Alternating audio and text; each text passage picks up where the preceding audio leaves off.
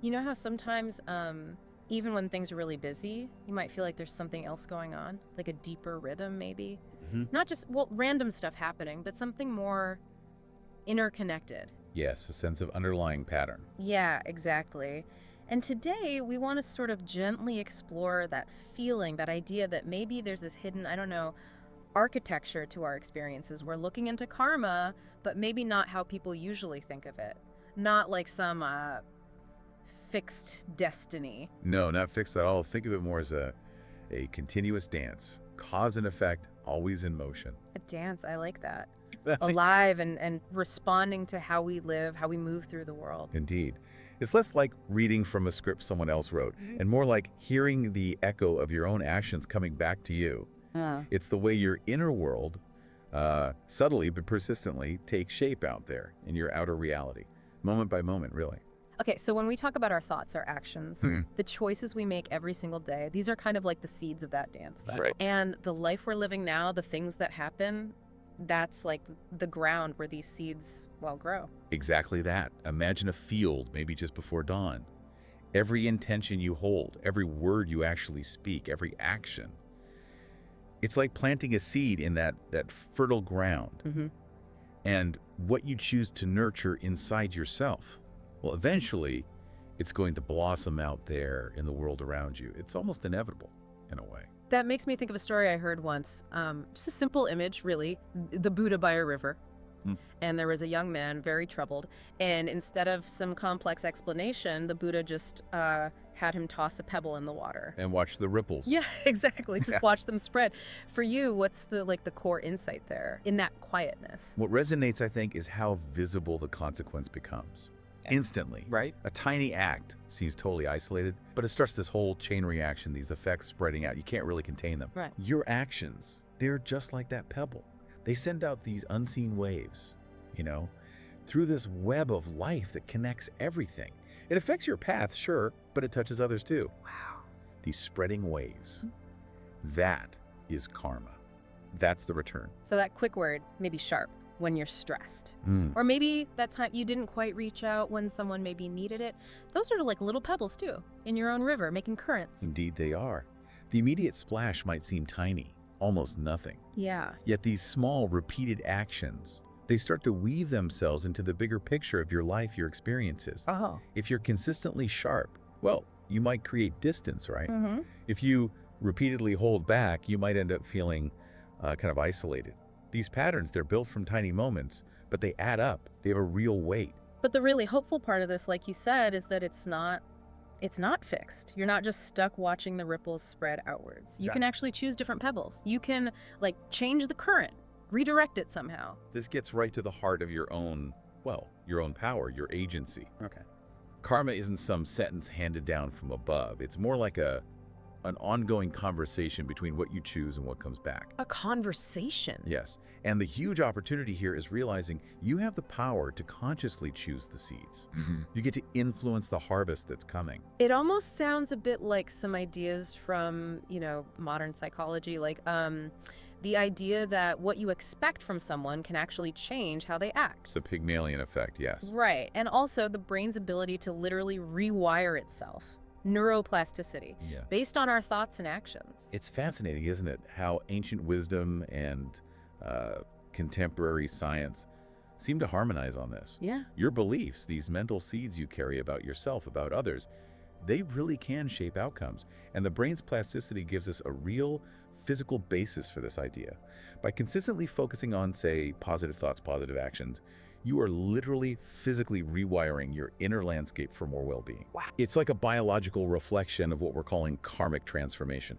That makes the idea of karmic momentum much clearer for me. It's like if you keep putting out a certain vibe, negative or positive, it just builds on itself, creates a kind of flow, pushing things in that direction. Precisely. Think of it like a cycle that just gets stronger each time around. Mm-hmm. If you're always dwelling on the negative, it can sort of cultivate a mental space that seems to attract more negativity. Right. But conversely, if you consciously try to nurture things like gratitude or kindness, it can create this upward spiral, drawing more positive things into your life. Someone once described negative thoughts like weeds. Yeah. In the garden of the mind. A beautiful metaphor. Yeah, and positive thoughts are the flowers. It makes it so vivid. It suggests you need to, like, notice the weeds and actively, tend to them, pull them out so that flowers can actually grow. Your awareness. That's the gardener's most essential tool. Just like you'd spot unwanted plants and gently clear them away to help your garden thrive, you have to become mindful of those negative thought patterns. And it's not about being harsh with yourself, judging yourself. It's more like a compassionate redirection. Yeah. Gently guiding your mental energy towards what actually nourishes you. I remember a time a while back when I felt really stuck. Just this pattern of self-doubt, Many people experience this. Yeah, and it felt like everything was a struggle. Yeah. It wasn't really until I started trying to consciously notice those critical thoughts and then intentionally replace them with something more encouraging. Yeah. Only then did I feel a real shift. It was like I was finally watering the right plants, Your experience shows it perfectly. That deep connection between your inner state and what happens outside. Yeah. By consciously tending that inner garden, choosing to cultivate positivity instead of letting the negativity take over, you really can transform the landscape of your life. So thinking about these seeds, this inner garden, it really puts the responsibility, right in your own hands, doesn't it? It does. Every little thought, every small action, it becomes a conscious choice, a way you're shaping not just right now, but how your whole life unfolds. Indeed. You are not just passively watching your days go by, you are an active participant. You're constantly sowing the seeds that will shape your future harvest. And understanding that, it brings a profound sense of responsibility, yes, but also a remarkable opportunity. The opportunity for conscious creation. Now, you mentioned something else, that the intention behind the action is really important. The why. Yeah. It seems to add another whole layer to this. Yes, the intention, the underlying motivation. In some traditions, the word is Satana. It's often seen as the very heart, the essence of karma. The essence. Yes. The spirit you bring to an action carries a weight.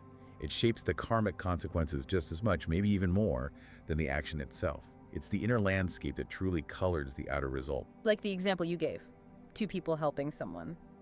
The action looks identical on the surface, but if one person is genuinely moved by compassion and the other is maybe hoping for praise or recognition, The impact is different. right, for them and maybe even in a bigger sense. What that reveals is the power of your inner state, an action that comes from real compassion. It creates this resonance of positivity. You feel it inside and it ripples outwards too. Okay. But an action driven by ego or needing that external pat on the back, it carries a different kind of energy, and it's likely going to yield a different kind of fruit in your own experience down the line. It connects with that idea of like intrinsic versus extrinsic motivation, doesn't it? When you do something because it aligns with who you are, your inner values, it just feels different, more meaningful, maybe more sustainable. Precisely. Actions that are rooted in your deepest values, in a genuine wish to help things be better. They tend to generate a much more profound, lasting sense of fulfillment. They create a positive cycle that reinforces your own inner peace and your connection with others too. I heard a teaching once about a merchant, very wealthy, but felt completely empty inside. He sought advice, and the guidance was basically to bring pure intention into everything he did, to ask himself before acting, is this kind? Does it cause harm? Is it aligned with my, highest self? A powerful practice. And apparently, this simple shift changed everything, his business, his relationships, his own inner feeling. That story illustrates it beautifully, doesn't it? The transformative power of just aligning your daily life with ethical awareness. Yeah. By just pausing, considering your motives before you act, you start to purify the source of your actions. You foster more harmony inside yourself and in how you relate to the world. The merchant's experience reminds us, true wealth isn't just about what you own, it's about the integrity guiding your choices. So our intentions are almost like filters, guiding the energy of what we do. That's a very insightful way to put it, yes. A clear mind, free from negativity, lets the positive stuff shine through more easily. Your intentions shape the lens, you could say, through which your energy manifests in the world. If your inner space is clouded by negativity or self-serving desires, your actions can get clouded too. They might lead to results you didn't intend, maybe unwelcome ones. Right. So cultivating clarity in your intentions lets your inherent goodness shine through more effectively. You mentioned some practical ways to work on this, to cultivate that purity of intention. The first was simply being more present, more aware of thoughts and emotions as they come up. Yes, mindful awareness is really the bedrock. Okay. By just gently observing the flow of your inner experience without judging it, you start to see more clearly. You recognize the impulses driving your thoughts, words, actions. And that awareness, that's the crucial first step to aligning your intentions with your deeper values. You suggested those little pauses, Uh-huh. like before hitting send on an email, or noticing if your reaction to someone is coming from empathy, or if it's more defensive, or just reflecting. When things are tough, what's Right. really driving you underneath? It's about paying attention to those automatic moments. Exactly. It's often in those everyday moments, the ones we tend to just rush through on autopilot, that our habits play out most strongly. Yeah, makes sense. By just inserting a moment of conscious presence, you create a little Yeah. space to choose a more intentional response, Mm. one that reflects the person you actually want to be and the kind of world you want to help create. Then the second step was connecting actions to core values. Asking things like, what really matters to me? What qualities do I admire in others or want for myself? What kind of legacy, maybe, do I hope to leave? Your core values, they act like an inner compass, Hmm. guiding you towards what feels true for you deep down. By consciously figuring out what those values are and then using them as touchstones when you make decisions, you create this feeling of inner coherence, purpose. And when your actions flow from that authentic place, you tend to feel more integrity, more fulfillment. It just feels right. And you gave that powerful example of Mahatma Gandhi. His absolute commitment to nonviolence. Mhm. It shaped everything. Gandhi's life, it's such a potent reminder, isn't it, of the incredible power of living completely aligned with your core principles. Yeah. His steadfast commitment to ahimsa, non-harming, it was the guiding force in everything he did. It just shows the profound impact deeply held values can have. And the third practice you suggested was cultivating compassion, loving kindness. You mentioned metta bhavana, those phrases of well-wishing. Ah, yes. Cultivating loving kindness is a very direct way to purify your intentions right at the source by intentionally directing feelings of warmth, goodwill, compassion. First toward yourself, which is often the hardest part, and then gradually extending that outwards to others, even difficult people eventually. Yeah. You're not just soothing suffering. You're actively generating this powerful field of positive karmic energy. It expands your heart, fosters this deep sense of connection. It's amazing how just repeating those simple phrases can actually start to shift how you feel inside. It can. And you mentioned there's even research showing real benefits, like feeling more connected, less stressed. Yes, studies have indicated that consistent practice can have measurable benefits for emotional well-being. It seems to foster resilience, inner peace, that sense of connection. You also talked about the ripple effect again, but this time with pure intentions, how even small kindnesses can spread out. The Aung San Suu Kyi example was really striking. Her unwavering dedication, despite immense hardship, it really shows how one person's deeply held intentions, their commitment to ideals, can inspire change on a huge scale. Yeah. It just highlights how interconnected we all are, and the potential for even quiet acts, acts of courage, acts of kindness, to contribute to something much larger, the greater good. It's like your intentions carry this energy that goes out beyond you, affecting the collective in ways you might not even realize at the time. Precisely. Your intentions create these subtle vibrations, you could say, that resonate within the fabric of the world. When you act from kindness, integrity, genuine care, you're adding to a more positive, more harmonious collective experience. You also made a really interesting connection between intention in karma and cognitive behavioral therapy, CBT. Yes, the parallels are quite illuminating. How shifting negative thought patterns consciously can change your whole experience. CBT works directly with that principle that your thoughts powerfully influence your feelings and your actions. Right. So by consciously choosing to redirect those unhelpful negative thought patterns, you absolutely can reshape your emotional landscape, create more positive outcomes. It mirrors exactly how intentionality guides your karmic path. And you suggested keeping an intention journal, just a space to reflect, maybe daily, on what your intentions were, whether your actions matched up, and what you noticed inside yourself and in your interactions. That sounds really practical. The journal offers a concrete way to build that self-awareness, to actively align your choices with what you value most. By regularly reflecting on your intentions and how they play out, you gain really valuable insights into your own patterns, your own karmic tendencies, and that empowers you to make more conscious choices going forward. So we've talked about The seeds of karma, the power of intention. Now we get to what you called the karmic awakening, that moment of really getting that you're playing an active role. It sounds like a pretty big shift. It is indeed. The karmic awakening is that dawning realization. Yeah. You're not just being pushed around by fate. You actually have this inherent ability to actively shape the direction of your life. Okay. It's the moment you see you have the power to choose a different path, guided by awareness, by intention. You described it like standing at a crossroads, the familiar path, old habits on one side, and then this other path lit up by awareness, possibility on the other. It's about knowing you're not completely bound by the past. That's such a liberating truth, isn't Yeah. it? While yes, your past actions have definitely shaped where you are now, they don't define your future. Karma is alive. It's a process. Every single moment offers a new chance to make choices that lead you somewhere else. You are always, always free to choose again. That feeling, though, of this is just how things are for me, that sense of destiny, it's so easy to slip into that thinking. It is very easy. But you're saying it's more like a river. The past creates the current, sure, but you're holding the paddle. You can steer. That's a beautiful and very accurate way to see it. Oh, good. The momentum from the past can create strong currents, absolutely. But your conscious choices, right now, in this present moment, they're your rudder. They let you navigate towards the destination you actually want. You always have that power to influence the flow. The story of Milarepa, Yeah. transforming his life so dramatically from such darkness to, well, spiritual reference. That's such powerful proof that change is possible, no matter what came before. Milarepa's journey is profound, yes. It's an example of the sheer transformative power of sincere. Well, repentance isn't quite the right word. Sincere turning around and dedicated practice. Right. His path shows that even the heaviest burdens from the past, the most negative karma, it can be purified. It can be transcended through unwavering intention and real effort.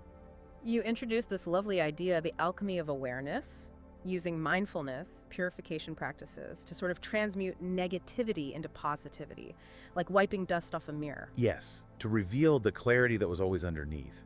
Awareness is the key that unlocks that transformation. How does that work exactly? By bringing that gentle, non-judgmental attention to your thoughts, your emotions, your actions, Right. you start to understand where they come from, their roots. Okay. And once you see that, you gain the ability to consciously choose more skillful, more helpful responses. Yeah. And practices like meditation, different forms of purification, they help clear away the inner clutter, the habits, the conditioning that obscures your true nature. They let your innate wisdom, your inner light, shine through more clearly. And you mentioned purification isn't just formal meditation, right? It can happen in everyday moments. Absolutely. It can be woven right into the fabric of daily life. Like pausing when you feel anger rising. Yes. Or consciously turning your mind towards gratitude when you notice envy creeping in. Or remembering times you were strong and capable when fear starts to paralyze you. Exactly. Purification is an ongoing process. Every single time you consciously choose a more positive, more compassionate, more constructive response to something difficult, you are actively purifying your karmic stream in that very moment. Then you guided us towards creating a karmic blueprint, actually envisioning the life you want to cultivate, identifying areas for growth, committing to small, consistent daily practices. It's about really participating in your future. Creating that blueprint gives you a clear, heartfelt direction. It aligns your intention and your action. By consciously picturing the life that resonates with your deepest values, and then breaking that vision down into, manageable steps, Yeah. you connect your efforts right now with where you want to go. You create a pathway towards more fulfillment. And living this way, consciously, it also has that ripple effect, doesn't it? Inspiring others. I love the metaphor of kintsugi. The golden repair. Yeah, fixing broken pottery with gold, embracing the cracks, seeing the imperfections as part of the beauty, the history, the strength. Kintsugi illustrates it so well. The truth that our challenges, our flaws, our broken parts, they can actually become sources of profound strength and beauty. By embracing your whole self, including all your past experiences, the good and the difficult, Yeah. you not only heal yourself, but you also offer more authentic, more inspiring presence to everyone around you. The example of Nelson Mandela, his capacity for forgiveness, reconciliation after all those years, it just shows how inner freedom can lead to such huge positive impact in the world. Mandela's journey is an incredible testament, isn't it? To the power of forgiveness to break those chains of past suffering Yeah. and to create a more just, more compassionate future. His example really highlights that deep link between inner liberation and our outward impact. You offered such comforting words, too, about how it's never too late. You can always begin again, even when it feels totally overwhelming. Mm-hmm. That reminder to find stillness, just to reconnect with inner peace, that feels very grounding. In the middle of life, which can feel so chaotic sometimes, creating those moments of quiet, even brief ones, it's essential. It helps you reconnect with your own inner wisdom, your clarity. Right. Stillness gives you that space for reflection, Yeah. lets you face challenges from a more centered, more peaceful place in your heart. And that simple affirmation you shared, I release what no longer serves me. I welcome what empowers me. I trust in the infinite potential of this moment. That feels like a really gentle but powerful thing to hold on to. That affirmation, it's just a reminder, really, that every single moment holds the potential for a fresh start. Yeah. An opportunity to let go of old limits and embrace new possibilities. Yeah. It captures the essence of that karmic awakening, recognizing your own inherent power to shape your reality right here, right now, in every breath.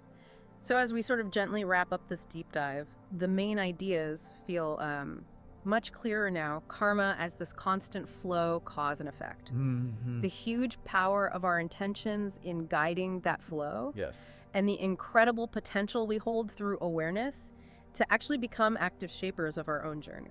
Indeed. Mhm. It's really about recognizing you're not just a puppet pulled by strings of fate.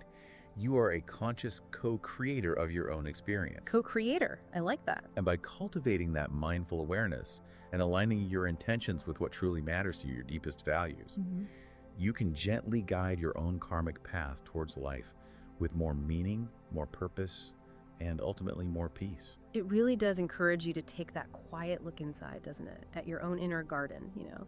What kinds of lights are you tending? What intentions are guiding your actions day to day? And to really think about the life you are actively choosing to cultivate, moment by moment. This whole journey, it's an invitation to become a more conscious, more compassionate architect of your own life. Architect, yeah.